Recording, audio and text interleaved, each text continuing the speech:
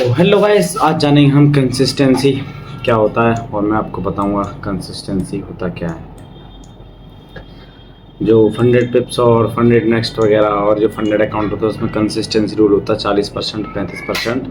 वो आज मैं आपको एक्सप्लेन कर दूंगा कंसिस्टेंसी होता क्या है। मान लो हमें $350 चलते हैं अपने डैशबोर्ड पे।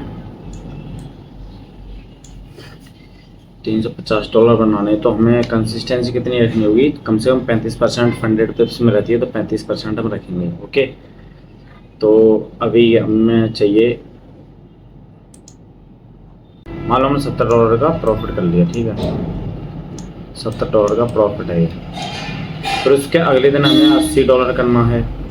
ओके, $80 प्रॉफिट करेंगे। फिर उसके अगले दिन हमें, अबे यार,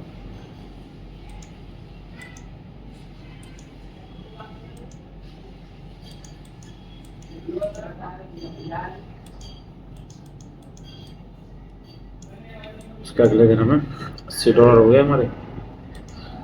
उसके अगले दिन मान लो हमें करना है 60 $60 या 50, कितना भी हो। ठीक है, $60 या 50 करना है। फिर उसके अगले दिन हमें ऐसी कंसिस्टेंसी रखेंगे तो $90 तो होना चाहिए। 90 के बाद ऐसे ही फिर हम कर लेंगे $50 या $40 का प्रॉफिट। तो यही कंसिस्टेंसी मैंने कैलकुलेट किया था, मैं दिखाता हूँ अपने एक्सेल पर जाके। ये गया, मैंने एड किया था। डे 1 में हमें कम से कम $70 प्रॉफिट करना है, डे 2 में $80, और डे 3 में $60, डे 4 में $90 और डे 5 में $50।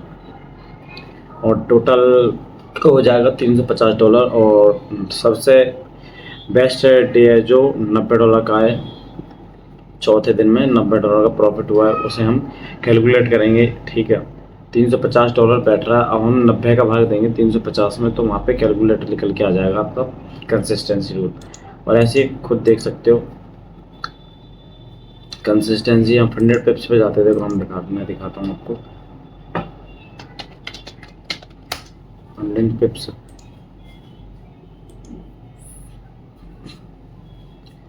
ये 100 पिप्स है। यहाँ पे हम 5K का एक अकाउंट लेंगे। ठीक है, यहाँ पर हम कोई चैलेंज बाय करते हैं। ठीक है, तो ईमेल वगैरह मांग रहा है, पर बात को देखेंगे। 4 फ्लैक्स 4। ठीक है, यहाँ पे इसमें होता है 35%। और बाकी चैनल भी होते हैं फंडेड नेक्स्ट पे। ठीक है, फंडेड नेक्स्ट पे भी 40% लगभग, शायद 40% तो होता ही है कंसिस्टेंसी में। और CFD में जाएंगे,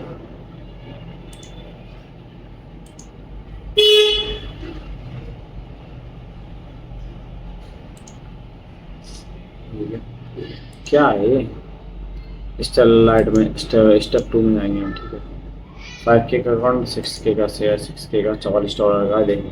इसमें रूल दिख रहा है।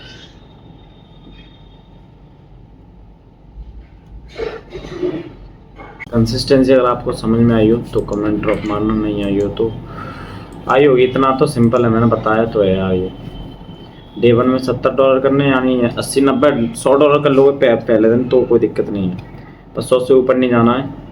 और डे 2 में भी 80, 90 ऐसे रखना है। डे 3 में भी 60, 50, डे 4 में भी ऐसे रखना है, सेम उसके आसपास है, यानी कि $10-20 कम ज़्यादा हो जाएंगे, कोई दिक्कत नहीं है। बट कंसिस्टेंसी तुम्हारी 35 या 30% रहेगी, तभी आपको वो है विड्रॉ मिलेगा, पे आउट मिलेगा। ठीक है, तो आपको वीडियो अगर अच्छी लगी हो तो लाइक करना और कमेंट करना। बाय, मिलते हैं अगली वीडियो में।